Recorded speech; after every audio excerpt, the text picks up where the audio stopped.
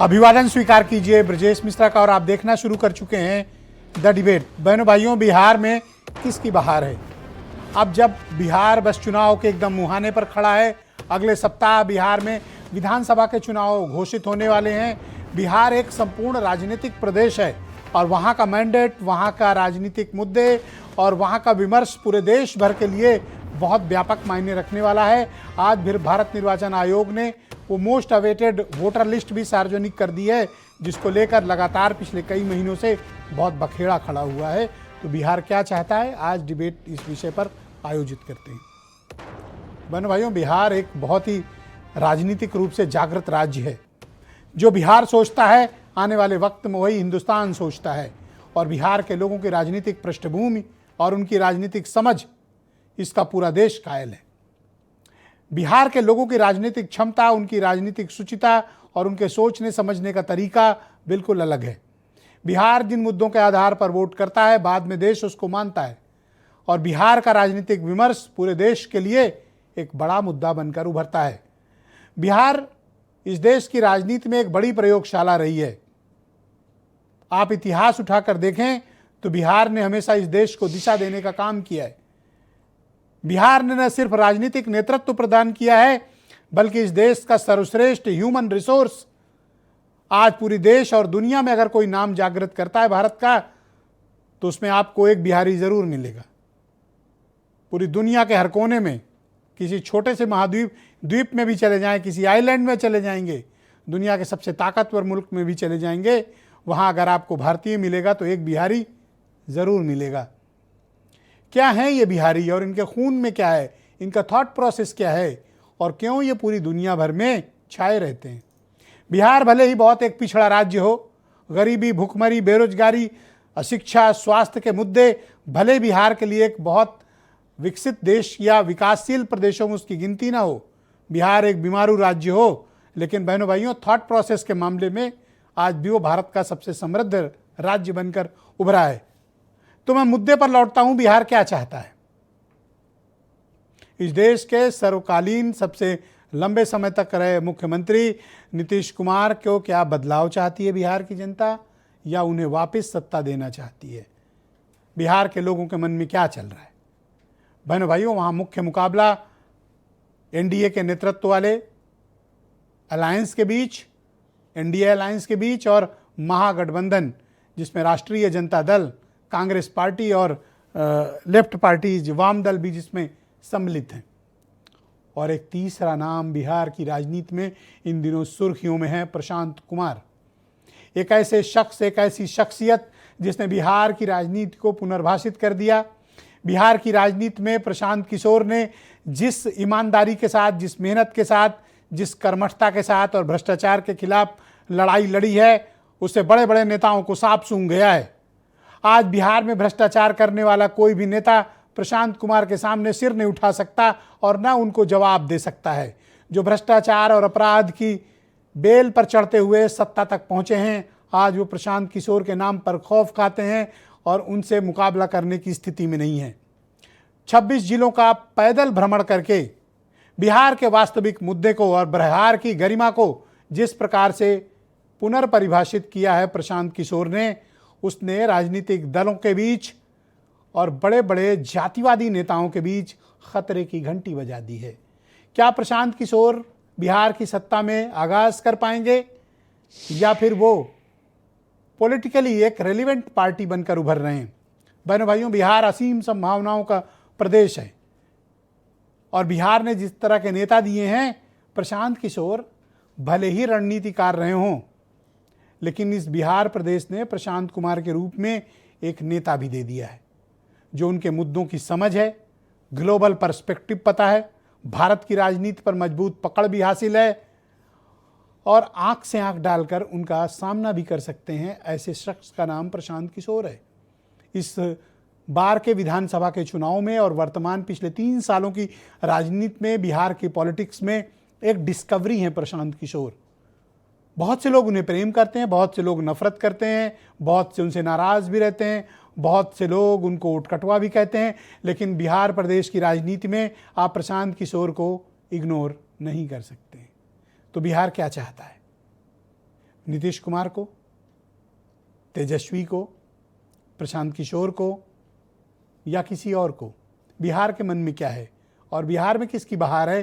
कुछ बयान आप सुन लें, फिर आज की परिचर्चा को हम आगे बढ़ाएंगे।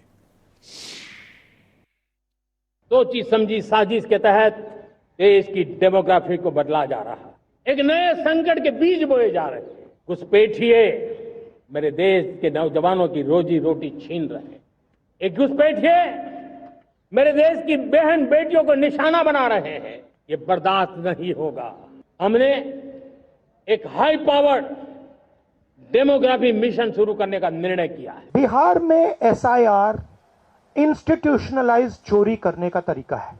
आपने कहा कि लाखों वोटर के नाम कट गए, ऑपोजिशन शिकायत कर रही है, मगर बीजेपी एक शिकायत नहीं कर रही। इलेक्शन कमीशन, इलेक्शन कमिश्नर और बीजेपी के बीच में पार्टनरशिप। SIR की प्रक्रिया के बीच बिहार में 69 लाख वोटर्स के नाम कट गए। लेकिन एक अच्छी खबर यह है कि फॉर्म 66 के जरिए सुप्रीम कोर्ट का आदेश आने के बाद आधार कार्ड की वजह से 18 लाख से भी ज़्यादा वोटरों का नाम जोड़ दिए गए और बाद में भी 21 लाख और जुड़े, तो टोटल तकरीबन 47 लाख, मानी जुड़ने और घटने की प्रक्रिया के बीच तकरीबन 47 लाख बिहार के वोटर्स के नाम कट गए हैं, जिन्हें चुनाव आयोग कह रहा है या तो उनकी मृत्यु हो गई है या वो यहाँ से परमानेंट शिफ्ट हो चुके हैं और या फर्जी तरीके से नाम जोड़े गए थे या डबलिंग की गई थी। सच क्या है वो तो पॉलिटिकल पार्टी जब बूथ लेवल पर जाकर इसकी तस्दीक करेंगी तब पता चलेगा कि नाम काटे गए हैं सिस्टमेटिकली या फिर वाकई में फर्जी नाम शामिल थे और ये एक शुद्ध मतदाता सूची है।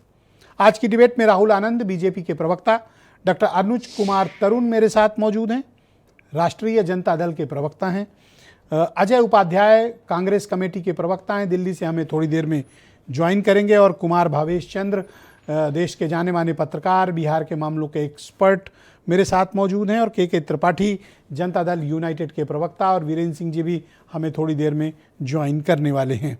राहुल आनंद जी, कार्यक्रम की शुरुआत आपसे करना चाहता हूं। तो 67-65 लाख वोटों की बात थी, यहाँ तो चुनाव आयोग 69 लाख नाम काटे हुए है। आप लोगों को कोई चिंता नहीं होती? ऐसा क्या है जो आपको बड़ा खुश करता है, बड़ा प्रेरित करता है कि इतने लाख वोटों के नाम कटे और आपने कोई चिंता नहीं जताई? क्या जिनके नाम कटे वो आपके वोटर नहीं थे? बरजी जी, जाहिर तौर पे और यकीनन आपको मैं बता दूं कि भारतीय जनता पार्टी का जो काम करने का जो तरीका है वो बूथ लेवल पे है, और हम कार्यकर्ता ग्रामीण स्तर से लेकर बूथ स्तर की बात कर लीजिए या पंचायत स्तर की बात कर लीजिए या शहर में शहरी इलाकों की बात कर लीजिए, तो हम सब लोग एक दूसरे के घर में संपर्क कर कर रखते हैं।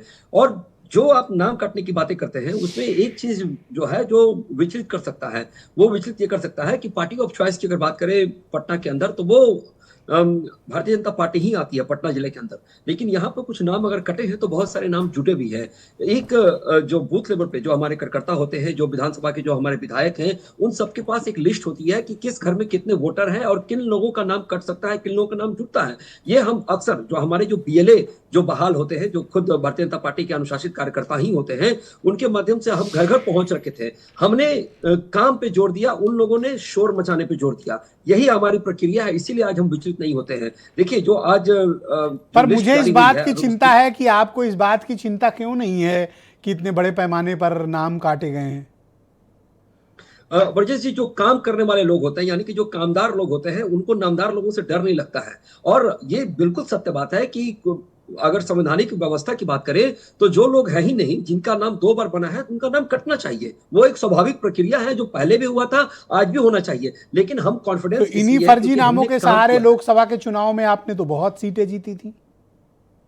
बरजेश जी, बिल्कुल मैं आपकी बात से सहमत हूं, लेकिन कभी भी किसी भी तरीके की अगर जब सफाई की जाती है तो उसका कोई दिन नहीं देखा जाता है। ये जब 1952 में जब पहली बार हुआ था तो उस समय भी हमारे देश का कोई प्रधानमंत्री रहा था। जब उससे लगातार जब चलता रहा था 1952, 62, 65, 67 लगातार इस तरह का दौर आया था, और यहाँ तक कि 2003 तक भी हुआ था ये दौर। तो उस समय भी कोई ना कोई तो देश का प्रधानमंत्री ही रहा होगा, या फिर कोई इस राज्य का, बिहार राज्य का मुख्यमंत्री भी रहा होगा। स्वीकारते हैं आप कि आपने फर्जी वोटरों का इस्तेमाल किया या इन फर्जी वोटरों से आपको मदद मिली?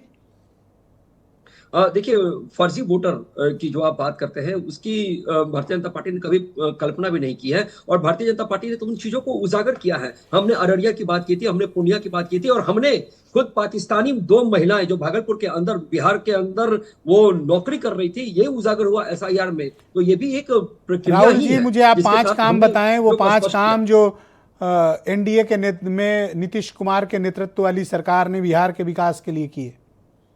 जी, मैं बताता हूं, मैं आपको लंबी चौड़ी लिस्ट गिना सकता हूं। मैं सिर्फ आज 5 आते हैं जानना आईटी चाहता हूं, सेक्टर की 5 बात बड़े करते हैं। काम। जी, मैं आ जाता हूं। बात करते हैं बिहार की आईटी सेक्टर की। 2006 के बाद अगर बात करें तो 33 एकड़ भूमि में बेटा में आईटी पार्क का विकास हुआ है। 110 एकड़ आईटी इलेक्ट्रॉनिक्स और मैन्युफैक्चरिंग हब राजगीर में विकास हुआ है। पटना में 90,000 स्क्वायर फीट में आईटी टावर लगाने की बात की गई थी। अब बात करते हैं फूड प्रोसेसिंग यूनिट की। बिहार इंडस्ट्री मुझे बताओ कि डेवलपमेंट बिहार में पॉलिसी ये 90,000 स्क्वायर फीट का कौन सा आईटी सेंटर बना हुआ है जहां पर लोगों को काम मिल रहा है, जहां पर रोजगार मिल रहा है, कितनों को मिला, आज आप सार्वजनिक करो। मैं आपको एक चीज बता देता हूं ब्रजेश जी, कि पटना से सटा बुद्धा कॉलोनी में अगर आप जाएंगे तो टाटा कंसल्टेंसी सर्विस का एक ऑफिस बना हुआ है।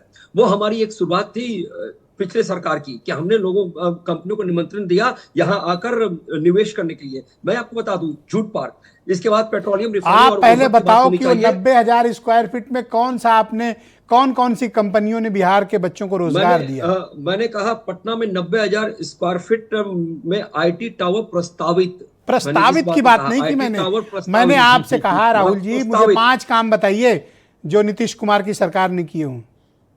जी, मैं बता रहा हूं, मैं आपको एक एक पॉइंट करके बताता हूं। प्रस्तावित से नहीं चलेगा सर। मैंने आपको 2 पॉइंट गिना दिए। एक बनाया, एक भी नहीं गिनाया सर, झूठ मत बोलो। एक प्रस्तावित दिया है बस। आईटी पार्क गिनाया ना, कहां है आईटी पार्क गिनाया। अब मैं बात करता हूं मेरे प्रिय दोस्त, बताओ कहां है आईटी पार्क, हम लोग चलेंगे विजिट करने। 33 एकड़ का आईटी पार्क बेहटा में, 33 एकड़ का आईटी पार्क बेहटा में, आईआईटी बेहटा के तहत उसको डेवलप किया गया है। 110 एकड़ इलेक्ट्रॉनिक्स और मैन्युफैक्चरिंग यूनिट राजगीर में लगाने की बात की गई है, जो प्रस्तावित किया जा चुका है। अब मैं तीसरी पॉइंट पे आता हूं। सिर्फ प्रस्तावित पे ही आपकी सरकार चल रही है, कोई ठोस काम नहीं किया। पहले तो कुछ भी नहीं था ब्रजेश जी, पहले तो कुछ भी नहीं था।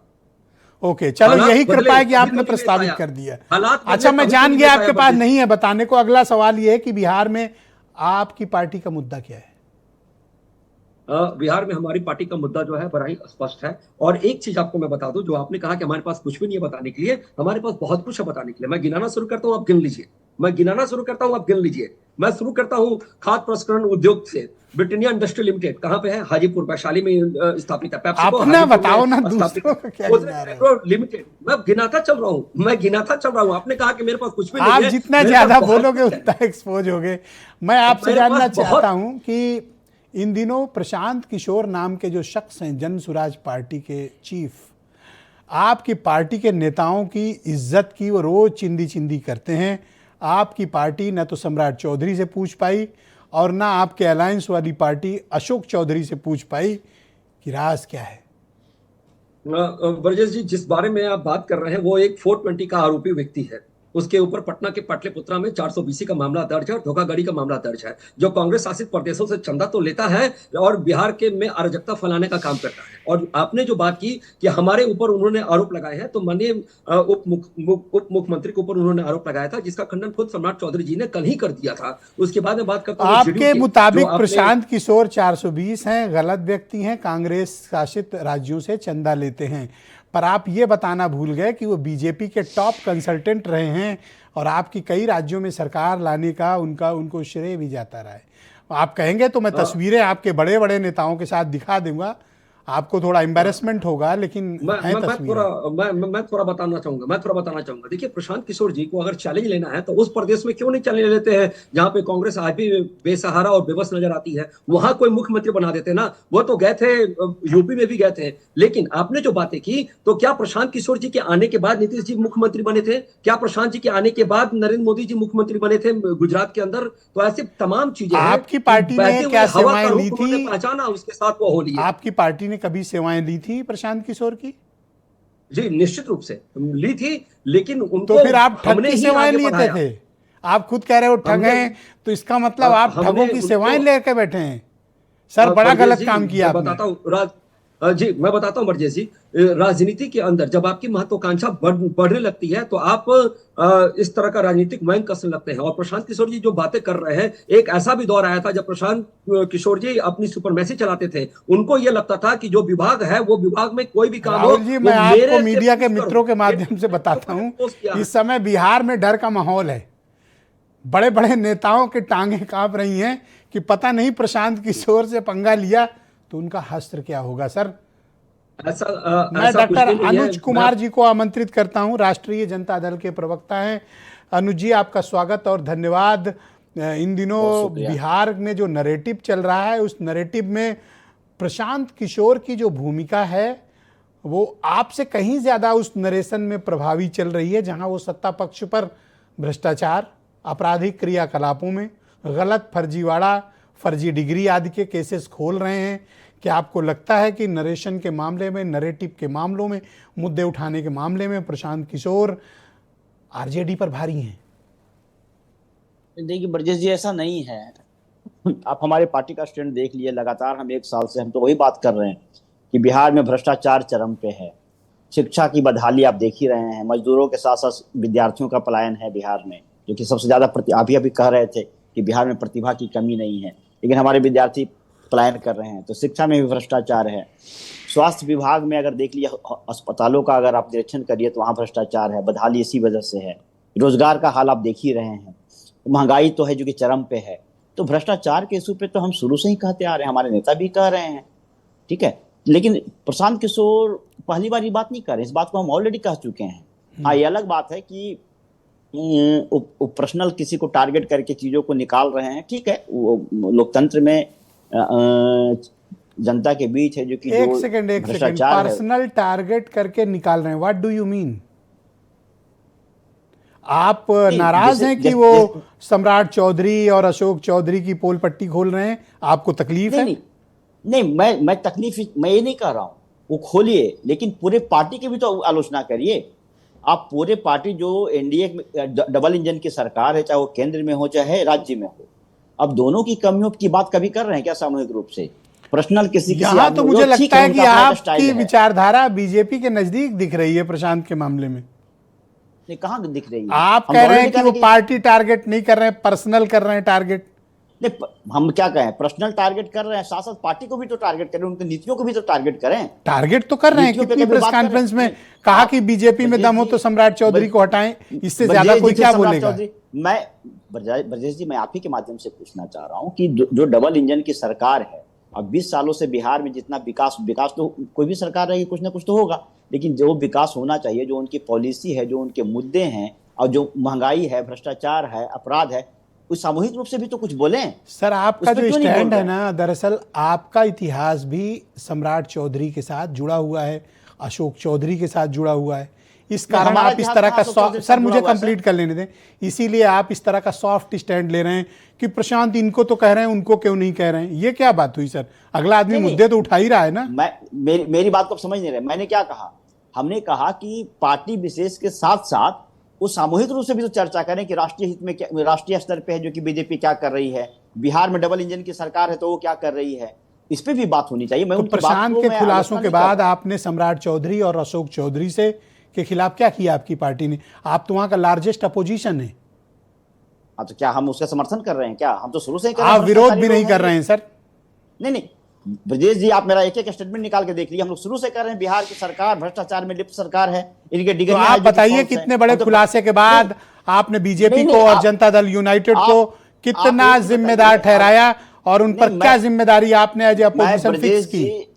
मैं आपसे पूछता हूं कि सम्राट चौधरी 7वीं फेल हैं, उनकी डिग्री फर्जी है, ठीक है, इस बात को उठा रहे हैं प्रशांत किशोर। कभी ये प्रधानमंत्री की डिग्री पे भी तो सवाल करें, उस पर तीखा सवाल क्यों नहीं करते? सर, ये तो मुद्दों से पलायन करने वाली बात हुई। पप्पू को कह रहे हो, गुड्डू को नहीं कह रहे हो, हमको एक थप्पड़ मारा त्रिपाठी जी को न मारना, ये कौन सी बात हुई सर? प्रधानमंत्री को आलोचना क्यों नहीं कर रहे हैं? आपको सम्राट चौधरी पर अगर प्रशांत किशोर ने अटैक किया, आप डिफेंड करने आ रहे हो, आप डिफेंड कर रहे हो। ये हमारा मुद्दा नहीं है। मुद्दा पे बात करिए, आप बिहार के विकास की बात करिए, शिक्षा पे। एक उप मुख्यमंत्री जिस पर हत्या, बलात्कार, फर्जी डिग्री, एक मंत्री जिसके ऊपर करोड़ों के घोटाले, एक ट्रस्ट जिसमें 100 करोड़ की जमीनें खरीदी जाती हैं, क्या ये मुद्दा नहीं है क्या?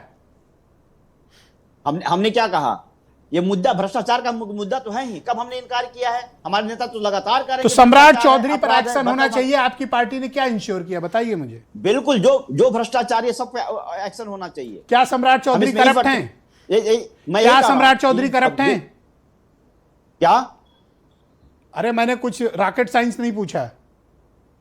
नहीं, आप एक तरफ क्या सम्राट चौधरी करप्ट हैं? आप तो ऐसे कर, देखिए आप ऐसे कर रहे हैं कि जैसे क्या कि सम्राट प्रशांत बहुत चौधरी बड़े करप्ट नेता हैं या नहीं? आपकी पार्टी क्या अगर ओपिनियन रखती है? नहीं, करप्ट अगर उनकी डिग्री फेल है तो उसकी जांच होनी चाहिए। अगर उनकी डिग्री है जो कि फर्जी है तो उस पर जांच होनी चाहिए, बिल्कुल होनी चाहिए। अशोक चौधरी के पास जितने संपत्तियां हैं उसकी जांच होनी चाहिए। केंद्र सरकार की एजेंसियां क्या कर रही है? केंद्र सरकार यही में तो जो पूछ रहा हूं। ईडी सीबीआई कहां आप है? जो उत्तेजना दिखा रहे हो यही तो पूछ रहा था मैं।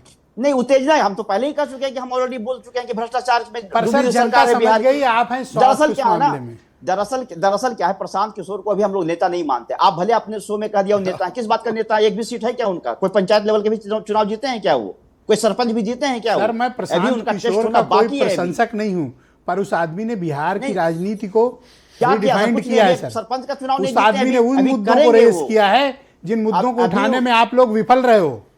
जी नहीं, हम लगातार उठा रहे हैं। आप हमारे मुद्दा को आप दिखाइए सम्राट कि हम चौधरी महंगाई और की बात अशोक नहीं कर रहे चौधरी हैं। और क्या हम- सरकार के संस्थागत करप्शन के खिलाफ बोलने से परहेज करते हैं।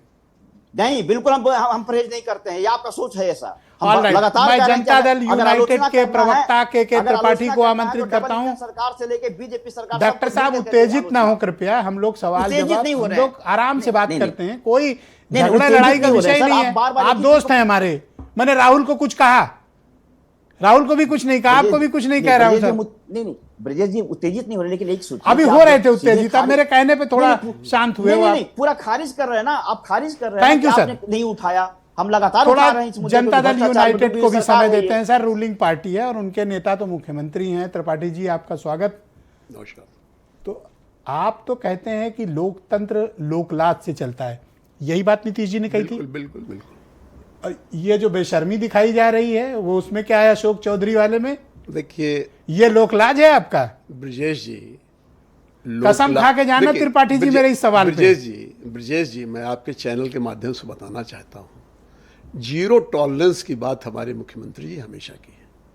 और जब भी किसी के ऊपर आरोप लगा तो उसको तुरंत ही उसको सत्ता से बेदखल किया है। अशोक चौधरी नहीं, देखिए अशोक चौधरी के मामले में हमारे नेता ने कहा, हमारे प्रवक्ता ने कहा कि इनको उसका जवाब देना चाहिए। नहीं दिया। अशोक चौधरी ने उसके बाद देखिए, अशोक चौधरी सुप्रीम कोर्ट गए, नहीं गए। नहीं हाईकोर्ट ना गए। ना हाईकोर्ट गए ना, एक चिट्ठी भेजी नहीं, और हाईकोर्ट- प्रशांत कुमार ने नहीं, कहा नहीं, कि 7 दिन में नहीं, वापस नहीं लिए हो। नहीं हाईकोर्ट तो गए नंगा हैं। कर दिया जाएगा। और उन्होंने कहा कि भाई हम इसको जवाब देंगे। वहां इनके ऊपर मानहानि का दावा किया भाई। कहीं दावा नहीं किया जी। नहीं ब्रजेश किसी जी, कोर्ट में नहीं गए, ब्रजेश आपको जी, किसी ने गलत जानकारी दी। नहीं ब्रजेश जी, मैं आपको बता रहा हूं कि अशोक चौधरी अभी जिस वक्त आपके साथ मैं बात कर रहा हूं किसी कोर्ट में नहीं गए।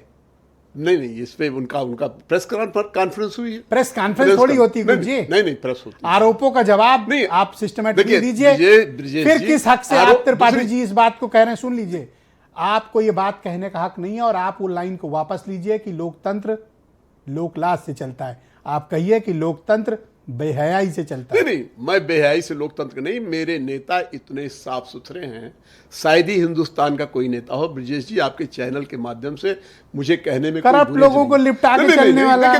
देखिए चाहे अगर हम लिपटे corrupt रहे होते- भुजंग। ब्रजेश जी अगर हम करेक्ट होते तो 20 साल बिहार जैसी जनता को, बिहार की जनता का जनादेश हमको ना तो मिलता। ऐसा क्या है कि जो आपको मजबूर करता है कि आप अशोक चौधरी के सामने देखिए, हम पूरी अशोक- पार्टी की आइडियोलॉजी को सरेंडर कर नहीं दें? देखिए, अशोक चौधरी के खिलाफ अगर साजिश उसका पर्दाफाश होगा तब उसके खिलाफ एक्शन लेंगे, लेकिन अभी तो पर्दाफाश ही नहीं हुआ।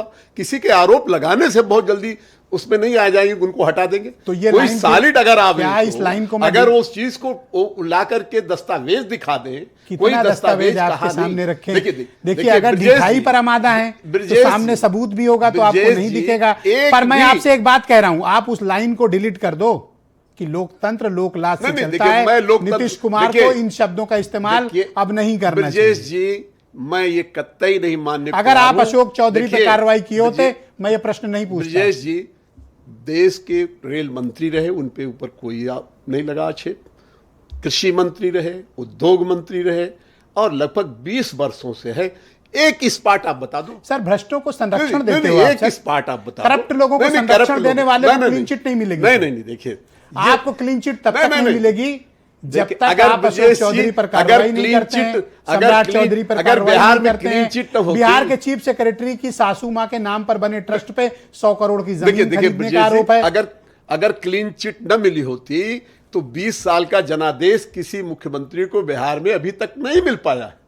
एक सवाल है सर, आप ये सवाल जनता के भ्रष्टाचार जनादेश का करें, सवाल आप है। गलत हम काम कहने करें, चैनल के माध्यम से कहने तो से लोक लाज का हम क्या बड़ी करें बड़ी बताओ। बातें अच्छा चलो, मुझे एक बात का जवाब ब्रजेश टेल मी जी, वन थिंग, बड़ी-बड़ी बातें कर लें। एक सवाल, लोक लाज को क्या करें, कंबल डाल दें? नहीं, लोक लाज हिंदुस्तान में उसकी और आपका लोक लाज ही पवित्रता नहीं में बचा कमी है। आई है। मैं कहता हूं उस पर Thank कमी you, आई sir. है, लेकिन ये निश्चित समझिए कि जो देश के राजनेताओं में अगर कोई चरित्रवान नेता है तो माननीय नीतीश सर, कुमार मैं से आपसे बड़ा। कह रहा हूं, आप लोग बेहोश पड़े हो नहीं, हम बिल्कुल बेहोश नहीं हैं। और हम आप होश में में- दम नहीं है कि आप प्रशांत किशोर के सवालों का अरे, जवाब दे सकें। ब्रजेश जी, हम इतने होश में हैं क्योंकि पिछले चैनल पे भी मैं यहाँ Thank you, sir, धन्यवाद। और आज भी मैं इस चैनल के माध्यम से कह रहा हूं कि All right, सत्ता में शुक्रिया आपका। एनडीए आ रही है। धन्यवाद। सत्ता कांग्रेस NDA कमेटी के प्रवक्ता मेरे साथ अजय उपाध्याय बने, उसके बाद भावेश जी के पास सबकी बात समेटते हुए चलेंगे। अजय उपाध्याय जी, स्वागत आपका।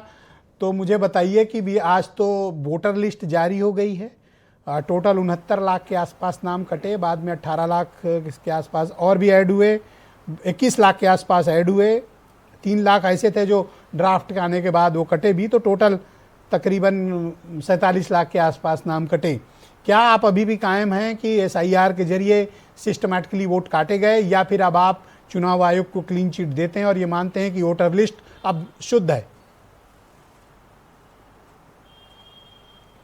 देखिए, दो बातें हैं ब्रजेश भाई। पहली बात है कि चुनाव आयोग ने आज जो ये वोटर फाइनल लिस्ट जारी किया है और उसमें जिस तरह से इन लाखों लोगों का वोट काटने का काम है, इसका मतलब यदि चुनाव आयोग ही मानता है कि ये वाला वोटर लिस्ट अब सही है और सिस्टमेटिक है, तो मैं चुनाव आयोग के नैरेटिव को ही आगे बढ़ाना चाहता हूं लॉजिकली, कि क्या इसका मतलब जनवरी में जो चुनाव आयोग ने लिस्ट जारी की थी 6 महीने पहले, वो चुनाव आयोग ने खुद फर्जी जारी की थी, या दिसंबर मई में जो चुनाव हुआ 2024 में, उससे पहले जो चुनाव आयोग जिस वोटर लिस्ट को जारी किया, जिस पर चुनाव हुआ 2024 का चुनाव बिहार में जिसमें एनडीए 30 सीट जीती, वो फर्जी थी, या 2020 का जो चुनाव हुआ जिसमें मात्र 12,000 वोट से हम लोग जो है वंचित रह गए सरकार बनाने से, हालांकि बहुत सारी धांधलियां हुई, ये वोटर लिस्ट के कितने लोग उसमें वोट डाल चुके,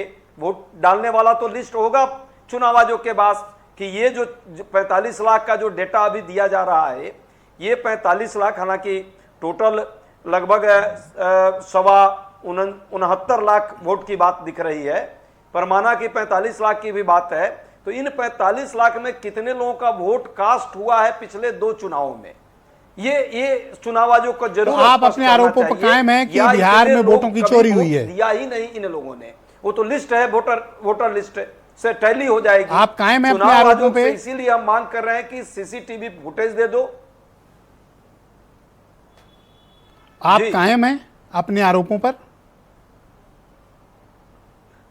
मैं यही कह रहा हूं कि यदि ये ठीक मान रही है चुनाव आयोग, तो पिछला दोनों चुनाव जो है फर्जी हुआ है, और फर्जी हुआ है इसका मतलब जिस बैसाखी पर प्रधानमंत्री जी अभी जेडीयू के कारण बने हुए हैं, सरकार देश की बनी हुई है, वो फर्जी चुनाव से बनी हुई है। मींस तो आपकी पार्टी यानी कांग्रेस पार्टी के लिए सरकार को सिर्फ इस्तीफा देना SIR चाहिए और वोटर लिस्ट ही इस मुद्दा है। लिस्ट के माध्यम से केंद्र सरकार का भी चुनाव होना चाहिए। आपके पास और कोई ये मुद्दा नहीं क्या है चुनाव सर? आयोग इसको मानती है सही? सिर्फ मैं एक तो मुद्दा चुनाव है। आयोग को ही मान रहा हूं कि उसने सही किया, तो जो अभी तक Thank you. चुनाव करवाया है वो गलत है जी, और उस पर सरकार बन गई। बहुत सरकार शुक्रिया। अवैध है, धन्यवाद अवैध सर। सरकार कैसे देश में शासन कर सकती है, ये कुमार- एक बड़ा प्रश्न है। जी, बहुत शुक्रिया। मैं कुमार भावेश जी को इस परिचर्चा में आमंत्रित करता हूं। भावेश जी, आपका धन्यवाद हमें समय देने के लिए। तो सबकी बात समेटकर मैं आपके पास उपस्थित हूं, तो बताइए बिहार में क्या चल रहा है? देखिए, प्रशांत किशोर की आपने चर्चा की, आपने अपने बैकग्राउंड में जो तस्वीरें लगाई हैं, प्रधानमंत्री नरेंद्र मोदी के साथ नीतीश कुमार की तस्वीर लगाई है, और उनके साथ लगा दी है तस्वीर आपने प्रशांत किशोर की, और एक तरफ में राहुल और तेजस्वी हैं। जब हम लोग बिहार की बात करते हैं तो बिहार में 3 राजनीतिक शक्तियों की चर्चा होती है। ये मुख्य 3 राजनीतिक शक्तियां थीं जो पिछले चुनाव तक सक्रिय थी, पिछले चुनाव तक वो उनकी बड़ी प्रभावी भूमिका थी।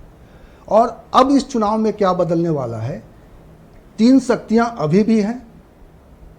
पहली शक्ति तेजस्वी यादव, जो अगर हम 2020 के आंकड़ों के हिसाब से देखें तो जो वोट जनता ने, बिहार की जनता ने दिया था, सबसे ज़्यादा वोट तेजस्वी यादव की पार्टी आरजेडी को मिला था। उनके साथ जो लोग थे उनको भी मिला, महागठबंधन उनके साथ था। दूसरी जो शक्ति है वो भारतीय जनता पार्टी है और तीसरी शक्ति है जनता दल यूनाइटेड। लेकिन इस बार क्या बदला है, इस बार बदल गया है कि जनता दल यूनाइटेड और भारतीय जनता पार्टी में अब कोई बहुत फर्क नहीं रह गया, क्योंकि जनता दल यूनाइटेड के जो बड़े कर्ता धर्ता हैं नीतीश कुमार के अलावा सब भारतीय जनता पार्टी के बैकग्राउंड के हैं। इसीलिए आप सुन रहे होंगे कि प्रशांत किशोर लगातार ये हमला कर रहे हैं, तेजस्वी यादव लगातार ये बात कर रहे हैं कि जनता दल यूनाइटेड को बीजेपी ने हाईजैक कर लिया है। और दूसरी बात है कि इस बार जब चुनाव हो रहा है तो नीतीश कुमार भी चर्चा में हैं, नीतीश कुमार भी मुद्दा हैं। आपको मालूम है, यही प्रशांत किशोर ने बिहार में नारा दिया था, बिहार में बहार है, नीतीश कुमार है। और वही प्रशांत किशोर 2025 में 10 साल बाद एक राजनीतिक सिक्का बदल गया है कि आज जो प्रशांत किशोर नीतीश कुमार पर सबसे ज़्यादा हमलावर है, सबसे ज़्यादा तीखा हमला वो भारतीय जनता पार्टी पर कर रहे हैं। उनका हमला तेजस्वी यादव पर भी है, उनको भी अनपढ़ बताते हैं, उनको भी कम पढ़ा लिखा बताते हैं, उनको भी राजनीति में कम नासमझ बताते हैं। ये भी बताते हैं कि उनका कोई रोल नहीं रहा है बिहार में, उनके पास कोई दृष्टिकोण नहीं है, सारी चीज़ें हैं। लेकिन अब जो तीसरी शक्ति है वो प्रशांत किशोर ही है। कोई इनकार कर दे, कोई उसको भारतीय जनता पार्टी का टीम बी बता दे, लेकिन ये तय है जब जैसे चुनाव होगा। और अभी तो जो ओपिनियन पोल आ रहे हैं उसमें प्रशांत किशोर अभी 10% तो नहीं कहेंगे, लेकिन 8% के आसपास जो एक आ रहा है कि 8% के आसपास लोग उनसे जुड़ने लगे हैं, उनकी बात करने लगे हैं, उनके बारे में सोचने लगे हैं। तो आप मान के चलिए कि 2025 का ये चुनाव अहम है और अलग है। जब प्रशांत किशोर हमलावर होते हैं, सत्तारूढ़ दल के खिलाफ क्लियर नहीं हुआ, सबूतों के साथ सामने आते हैं, पहली बात तो ये मैं देखता हूं कि बिहार की राजनीति में थोड़ा सा करप्ट नेताओं में डर का माहौल है प्रशांत की वजह से, क्योंकि सबूतों के साथ वो आ रहे हैं। दूसरा, प्रशांत की पार्टी अगर आगे बढ़ेगी तो नुकसान बीजेपी का होगा या आरजेडी का? नहीं, देखिए नुकसान तो दोनों का होगा। ऐसा नहीं है कि वो बीजेपी के, लेकिन ये भ्रष्टाचार के मुद्दे को वो अचानक चर्चा में ले आए। पिछले कुछ महीनों से जब उन्होंने भारतीय जनता पार्टी के नेताओं के जब पोल खोलने शुरू किए हैं, मीडिया में उसकी चर्चा शुरू हुई है। हालांकि मुख्यधारा की मीडिया में ऐसी खबरें जो प्रशांत किशोर जिसके खुलासे कर रहे हैं वो ज़्यादा प्रमुखता से बिहार में चल नहीं रहा है, लेकिन सोशल मीडिया के माध्यम से बिहार की जनता के बीच में भ्रष्टाचार एक बड़ा मुद्दा बन गया है। ये एक मुद्दा बन गया है कि ये भारतीय जनता पार्टी जो रेस में एक तरह से तेजस्वी यादव के साथ कांटे के मुकाबले में थी, उसमें यह है कि एक करप्शन उनके नेताओं का सामने आ रहा है और एक अविश्वसनीयता भारतीय जनता पार्टी के प्रति इसको लेकर बढ़ रही है।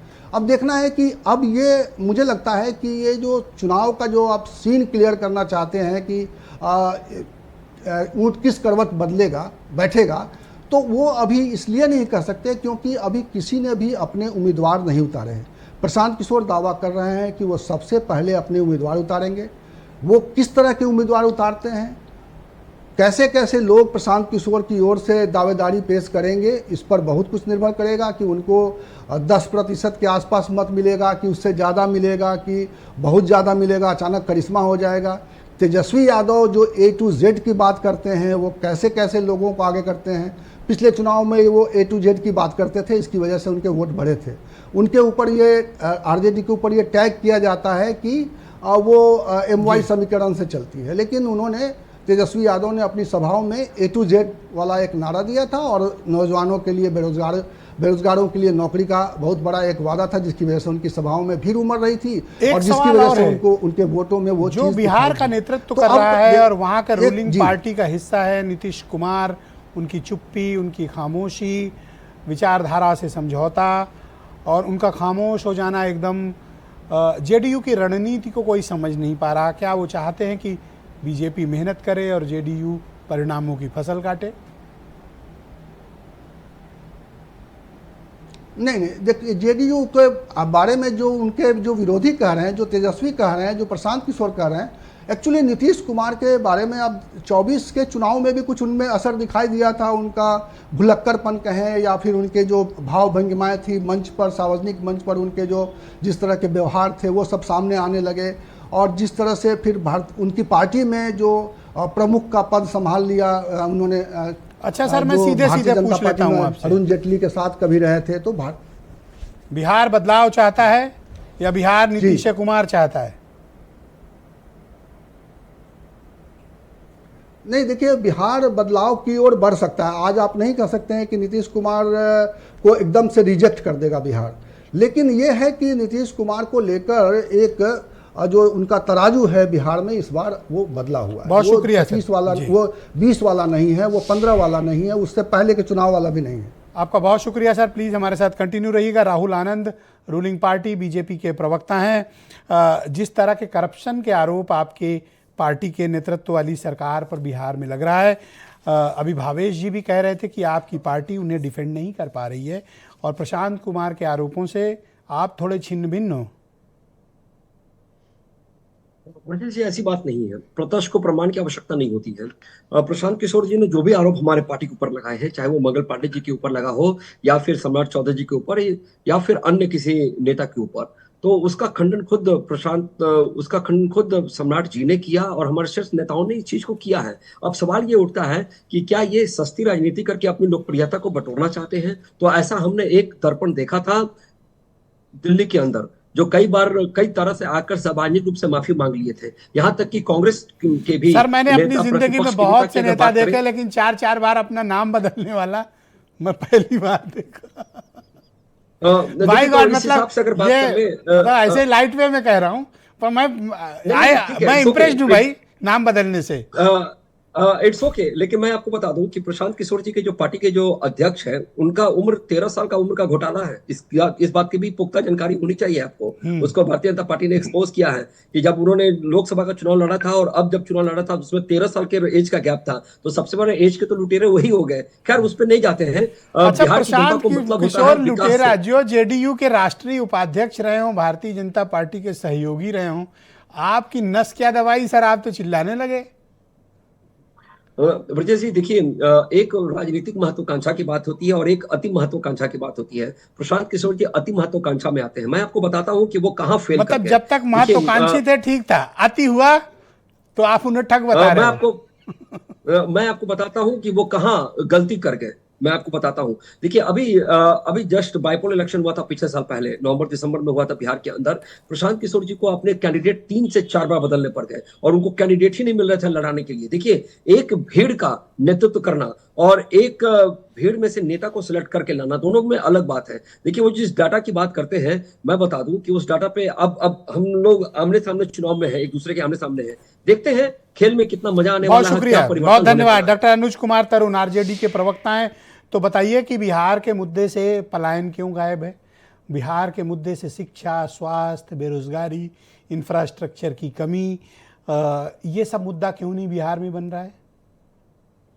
नहीं ब्रजेश जी, किसने कहा कि हम लोग इस मुद्दा पे जनता के बीच में इतना विकास भाई ने करा दिया, बता तो रहे हैं। अभी प्रवक्ता हो तो राहुल आनंद जैसा भाई फंस गया लेकिन रुका नहीं। एक चीज बताइए, SIR से पहले हम बिहार में इन्हीं मुद्दों के साथ तो जनता के बीच में थे। रोजगार, महंगाई, अपराध, बढ़ता हुआ अपराध, कृषि समस्या, स्वास्थ्य संबंधी समस्याएं, ये तो हम बोल ही रहे हैं। हम तो बार बार यही कर रहे हैं कि इनसे जब भी हम विकास की बात करते हैं तो ये हमेशा पीछे जाते हैं। 2005 से पहले कुछ था, ये जंगल राज और चारा घोटाला, लेकिन 20 साल से सत्ता में है उसकी बात कभी नहीं करते। अब मैं बार बार कहता हूं कि ठीक है, 20 साल से अगर कोई सत्ता में है तो कुछ ना कुछ तो डेवलपमेंट होगा, कुछ ना कुछ तो विकास कार्य करेंगे, लेकिन जिस रेशियो में विकास होना चाहिए बिहार का, क्या हो पाया है क्या? दूसरी बात कि जिस विकास को ये गिनाते हैं वो देखिए कब की घोषणाएं हैं और उसका इम्प्लीमेंटेशन कब हो रहा है। तो आप है जो कि 20 साल पहले जो घोषणाएं की और जिस पे आपने काम किया उसको वर्तमान समय में करें कि हम यही काम कर दिए। सड़क जो बनाई गई है, नो डाउट बिहार में सड़कों की स्थिति बहुत सुधरी है और ये कब हुआ था? UPA 1, UPA 2 और अटल बिहारी वाजपेयी के समय वो सारी घोषणाएं थी। राजीव गांधी विद्युत परियोजना को इन्होंने जो कि दीनदयाल विद्युत परियोजना कर दिया, लेकिन उसके बाद विकास क्या है? अगर आप पटना को छोड़ दे तो सारे शहरों की स्थिति क्या है? अजायब घर है। दूसरी बात शिक्षा का स्तर इतना खराब हो गया, हम क्या बिहार में क्वालिटी ऑफ एजुकेशन दे पा रहे हैं? क्या हम स्वास्थ्य संबंधी जो कि क्वालिटी ऑफ चिकित्सा उपलब्ध करा पा रहे हैं? क्या गरीबी में किसानों की जो बदहाली है उस पर अभी कभी हम बात कर रहे हैं? क्या रोजगार पे जो सर देखो, मैं बिहार के राजनीतिक दलों को बहुत ही कलंकित मानता हूं कि जो अपने यहाँ की देश की सर्वश्रेष्ठ प्रतिभाएं अगर कहीं जन्म लेती हैं तो एक ही प्रांत है सर, उसका नाम है बिहार। आप हमारे उत्तर प्रदेश में आ जाएं, आप दिल्ली चले जाएं, आप देश दुनिया के किसी कोने और आइलैंड पे चले जाएं, वहाँ अगर एक भारतीय मिलेगा तो बिहारी मिलेगा सर। हमारे राज्य में अगर आप आईएएस और आईपीएस अफसर देखेंगे तो अगर कोई डोमिनेंट कम्युनिटी कहीं की है तो बिहार के लोगों की है। अफसोस की बात है कि बिहार अपनी ही प्रतिभाओं को न तो स्थान देता है न सम्मान देता है। देखिए ब्रजेश जी, मैं इसीलिए कह रहा हूं ना कि मजदूरों के साथ साथ विद्यार्थियों का भी पलायन है हमारे यहाँ, क्योंकि 20 सालों में जो बजट बढ़ा बिहार में, तो जो शिक्षा व्यवस्था में सुधार की जरूरत थी, क्या हम सुधार कर पाए? क्या जितने भी प्रतिभा की बात कलंक सबके ऊपर रहेगा डॉक्टर साहब, ये कलंक आप सबके ऊपर रहेगा। नहीं देखिए, और हमारे जैसे पत्रकार जो बाहर बैठे हैं, बिहार को दूर से देख रहे हैं, वो आपके ऊपर, आप सबके ऊपर इस तरह के आक्षेप लगाएंगे और आप लोगों को सबको बर्दाश्त करना पड़ेगा। नहीं तो ये हस्तक्षेप तो आप केंद्र सरकार से भी करिए ना कि विशेष राज्य का पैकेज क्यों नहीं दिया केंद्र सरकार ने? मोदी जी जब भी आते हैं घोषणा सर पैकेज दे देते तो एक ट्रस्ट 100 करोड़ की जमीन खरीद के बैठ जाता है। राज्य क्यों है? 100 करोड़ की जमीनें खरीद के बैठे हमारे। और जो ये कहते हैं कि लोकतंत्र लोकलाज से चलता है, वो सर बेहयाई पर मिला है क्या? गुजरात में जो ओके त्रिपाठी जी बोलिए सर, शुरुआत की क्या बिहार में मिला है क्या? ये तो केंद्र सरकार और आपने तो काफी विकास कर दिया। बिहार को अपेक्षा कर रहे हैं। ओके डॉक्टर साहब थोड़ा शांत हो जाए, जेडीयू वाले त्रिपाठी जी बोलेंगे। ब्रजेश जी, अब चूंकि इसके सवालों का मैं जवाब दे रहा हूं, जिस हालत में हमको बिहार मिला था 2005 में, हमने पंचायती राज में बजट की भी चर्चा, हम बजट की भी चर्चा, 30,000 करोड़ था बजट, 30,000 करोड़ से 3 लाख करोड़ का बजट हो चुका है। बजट भी मिला था आपको बिहार में। देखिए, जो उस समय एक पीढ़ी का दूसरी पीढ़ी का, जिस समय माननीय नीतीश कुमार आए, उस समय बिहार की हालत ब्रजेश जी बहुत खराब थी। थानों के सामने लिखा रहता था कि इस मार्ग से अगर जा रहे हैं तो अपना नाम लिखवा दें। 6 बजे के बाद निकलना मुश्किल होता था। उसके बाद बिहार और अभी क्या हो रहा है? बिहार, अरे भाई हम तो बीच में नहीं बोल रहे थे ना। बिहार आज कहाँ खड़ा है? आज बिहार कहाँ खड़ा? आप तो पीएचडी है भाई, ध्यान रखिए ना। आगे की बात आप बोल रहे तो मैं तो नहीं बोल रहा था। नहीं, आप जो हमने आरक्षण दिया, मैं तो पंचायती राज में जब हमने आरक्षण दिया तो देश की सबसे बड़ी पंचायत में क्या था? आपने 1993 में देश की सबसे बड़ी पंचायत में मणिशंकर अय्यर ने इसको तारीफ किया था कि हिंदुस्तान में अगर कोई मुख्यमंत्री काम कर रहा है तो माननीय नीतीश कुमार है। जो महिलाओं, डॉक्टर अनुज आपको थोड़ा सा संयम बरतना चाहिए। आप त्रिपाठी जी को बोलने दें, थोड़ा संयम बरतें। मैं तो बता रहा हूँ मैंने विकास क्या किया।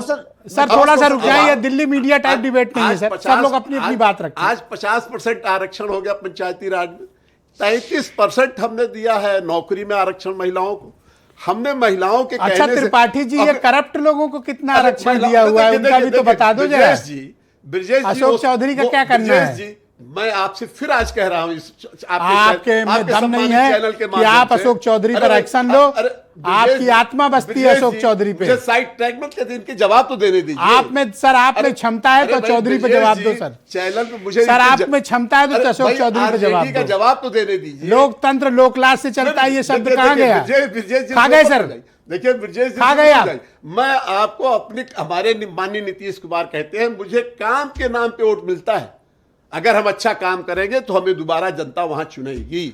और मैं आपके चैनल के माध्यम से कहता हूं, जैसे सीनियर नेता की मजबूरी कितनी है, आपकी आवाज मेरी कोई मजबूरी नहीं है। देखिए मेरी कोई मजबूरी नहीं, आपकी आवाज हलक में फंस गई है। अरे भाई मेरी कोई मजबूरी नहीं है, मेरे प्रवक्ता, आपको बर्दाश्त करना पड़ रहा है। राष्ट्रीय प्रवक्ता ने कहा था अशोक कुमार को, वो तो कह रहे हैं कि अशोक कुमार जवाब दें, वो तो बोल्डली बोल रहे हैं, आप नहीं बोल पा रहे। अशोक चौधरी, नंद किशोर ने तो खुलकर कहा, देंगे आपने जवाब नहीं दिया। जवाब आज तक उनका नहीं आया। और अजय उपाध्याय कांग्रेस कमेटी के प्रवक्ता हैं। अजय उपाध्याय जी, मेरा तो सुन लीजिए, मैं कुछ बता रहा हूं, उनका जवाब तो दे दूं। आरजेडी का आप तो मुझे उलझा देते हैं ब्रजेश जी।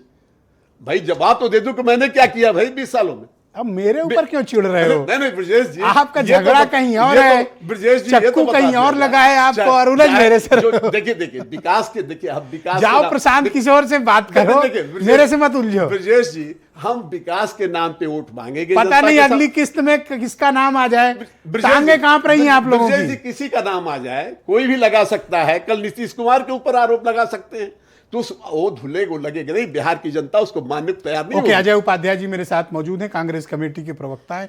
आज आप डिबेट में त्रिपाठी जी पूरे टाइम करप्शन को डिफेंड करते दिखे और मुझे अचरज है, क्योंकि आप जैसे सुधी लोग, लोकतंत्र, लोक लाज वाले व्यक्ति अगर ढिठाई पर आमादा हो जाएंगे तो फिर तो सर कुछ ही नहीं हो सकता।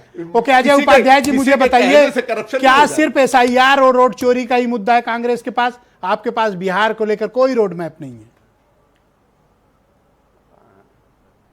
नहीं ब्रजेश जी, SIR चूंकि लोकतंत्र की हत्या का प्रयास है, इसलिए ये एक मुद्दा सर्वाधिक तौर पे अचानक भाजपा के द्वारा वोट चोरी करने का प्रयास हुआ और इसको उठाना जरूरी था। लेकिन साथ में पलायन का मुद्दा सबसे बड़ा मुद्दा, भ्रष्टाचार का मुद्दा, तो अब समझिए ना, गणेश जी का सवारी, उन पर भी FIR लॉन्च हो गई है कि 2 लाख किलोमीटर जो है बांध जो है खा गया है चूहा, और कई पुल पुलिया खा गया है, उस पर FIR लॉन्च हो गई है बिहार में। अभी त्रिपाठी जी लंबी लंबी बातें कर रहे थे, जरा ये भी जरा पूछ लेते हैं इनसे कि त्रिपाठी जी, आज बिहार पर कर्ज कितना है और हमारे समय में कर्ज कितना था? आपके बीच में तो 42,000 करोड़ का कर्ज था, आज 3,40,000 करोड़ का कर्ज इस सरकार ने दे दिया है, वर्तमान सरकार ने। हर बच्चा जो जन्म लेगा उस पर भी 26,000 रुपए का कर्ज के साथ वो जन्म लेगा बिहार में। हमारे एक आनंद जी जो भाजपा प्रवक्ता अभी बोल रहे थे, जरा वो तो एक और पोल खोल दिए ब्रजेश जी, हम लोगों ने उसको छोड़ दिया था। सच तो यह है कि जो उदय सिंह की बात कर रहे हैं, जो राष्ट्रीय अध्यक्ष है जनसुराज के, यदि उन्होंने भी उम्र घोटाला किया है तो उस समय वो भाजपा के ही सांसद होते थे, उसी दौरान उन्होंने चुनाव लड़ा था। तो भाजपाई उम्र घोटाला करने में माहिर है और डिग्री घोटाला करने में तो प्रधानमंत्री जी माहिर है, तो भाई उनसे उप मुख्यमंत्री ने भी सीख लिया। अच्छा, आपका नाम शुरू से डॉक्टर अजय उपाध्याय था या पहले अजय कुमार था, फिर उपाध्याय जुड़ा? आपने अपने नाम में कितनी बार परिवर्तन किया? आज तक तो नहीं किया है, अब सोच रहा हूं शायद कि सर तरक्की का राज यहीं छिपा है, कृपा यहीं छिपी हुई है आपके ऊपर। अगर समोसे के साथ हरी चटनी लेंगे तभी सर भला होगा। बनती जा रही है बिहार में, नाम बदलो पद पाओ सर। थैंक यू सर, हो रही है बिहार थैंक यू में, सर। दुखद है, दुर्भाग्यपूर्ण है। तो भावेश जी, मैं मानूं कि इस बार के मुद्दों में जो मूल मुद्दे हैं बिहार के, जो लोकसभा के चुनाव के दौरान उठे, उनकी गूंज रहेगी, या आपको लगता है कि अब जब 6 या 7 तारीख को, मेरे ख्याल से 6 या 7 अक्टूबर को आचार संहिता आ जाएगी, चुनाव घोषित होंगे, मुद्दे बदलेंगे? देखिए, अभी जो मुद्दे हैं बिहार में, कुछ जो आपने बताया कि प्रशांत किशोर जो है पलायन का मुद्दा लेकर आए हैं, और पलायन पर अब तेजस्वी यादव भी बात करने लगे हैं, बहुत सारे लोग बहुत तरह से बात करने लगे हैं। लेकिन बिहार में इस बार मुद्दा बदलाव का भी है कि क्या हमें नीतीश कुमार के साथ आगे बढ़ना चाहिए? क्या इस आदमी में अभी भी कोई वो दम है जो बिहार को बदला था? बिहार के बारे में एक अलग पूरे देश में एक धारणा बदली थी, सुशासन बाबू का नाम ऐसे ही नहीं था। तो बिहार की जनता, मुझे लग रहा है कि एक चेंज के लिए विचार कर रही है। वो चेंज करेगी कि नहीं करेगी, अभी बहुत सारी चीज़ें गर्भ में हैं, क्योंकि सभी पार्टियों ने ये जो फैक्टर है, ये तीनों जो पावर हैं, तीनों पावर ने अपनी मुट्ठी नहीं खोले। तो जब ये मुट्ठी खुलेगी तो जनता की मुट्ठी भी खुलेगी, जनता के विचार भी सामने आएंगे, और ये सामने आएगा। मुझे लगता है कि बिहार की जनता एक बदलाव की ओर देख रही है, लेकिन आखिरी वक्त पर वो कैसे रिएक्ट करती है, कैसे नए मुद्दे शामिल हो जाते हैं, पार्टियां क्या नए मुद्दे लेकर आ जाती हैं। जैसे प्रशांत किशोर अचानक कुछ दिनों में भ्रष्टाचार का मुद्दा इतना बड़ा गर्म कर दिया, जिसकी वजह से भारतीय जनता पार्टी को एकदम बैकफुट पर आना पड़ रहा है। भाई, हिंदुत्व का मुद्दा बिहार में भी है। बिहार में बहुत सारे लोग बात करते हैं कि नहीं, एक बार इनको फुल फ्लेजेड ताकत मिलनी चाहिए, एक बार इनको फिर से मौका देना चाहिए। अब नीतीश कुमार के साथ मिलजुल के बहुत हुआ, लेकिन क्या ये इस मुद्दे के बाद भारतीय जनता पार्टी पर बिहार की जनता ट्रस्ट करेगी? तो बहुत सारे सवाल हैं। और इवन कि आरजेडी में भी एक नया फैक्टर आ गया है कि आरजेडी में एक परिवार की लड़ाई शुरू हो गई है। तेज प्रताप यादव अब इस बार अलग हैं, वो अलग अलग पार्टी बना चुके हैं, अलग मोर्चा बना चुके हैं, अलग तरीके से काम कर रहे हैं। क्या वो मुद्दा उनको नुकसान पहुंचाएगा? क्या उसकी वजह से उनके वोट कुछ घटेंगे? बहुत सारे फैक्टर हैं जो आने वाले समय में चुनाव को प्रभावित कर सकते हैं। लेकिन ये तो लगता है कि प्रशांत किशोर एक बड़ा मुद्दा है, और प्रशांत किशोर अगर चुनाव आते आते अगर उन्होंने तेजी से काम किया, कुछ और पोल पट्टी खोल दी इन लोगों की, तो वो किंग मेकर जरूर बन सकते हैं। किंग बनेंगे कि नहीं बनेंगे, ये सवाल है। बहुत शुक्रिया, मैं आपका सभी का बहुत शुक्रगुजार हूं कि आप सबने अपना कीमती वक्त आज की परिचर्चा के लिए निकाला। आप सबका बहुत शुक्रिया, और बहनों भाइयों आप सबका भी धन्यवाद। एक छोटा सा ब्रेक लेंगे, ब्रेक के उस पार आपको जीनत सिद्दीकी मिलेंगी जो बताएंगी कि आजम खां और समाजवादी पार्टी के रिश्तों के बीच इतना कॉम्प्लिकेशन क्यों है, और आजम खां समाजवादी पार्टी से क्या चाहते हैं। और आजकल एक नई बयार चली है कि गिरिराज किशोर झटका के सम्मान में यति नरसिंहानंद के साथ मैदान में हैं, और ये दोनों वकालत कर रहे हैं जो हिंदुत्व के पैरोकार हैं कि झटका मांस खाओ। इरफान सोलंकी 34 महीने के बाद जेल से रिहा हुए हैं। उनका उत्तर प्रदेश की राजनीति पर क्या प्रभाव पड़ेगा, इन सभी विषयों पर बात करेंगे। और बरेली में बुलडोजर एक्शन के बाद का माहौल, जीनत सिद्दीकी ये सब रिपोर्ट के साथ आपके समक्ष थोड़ी देर में पेश होने वाली है। बहुत शुक्रिया, धन्यवाद, नमस्कार।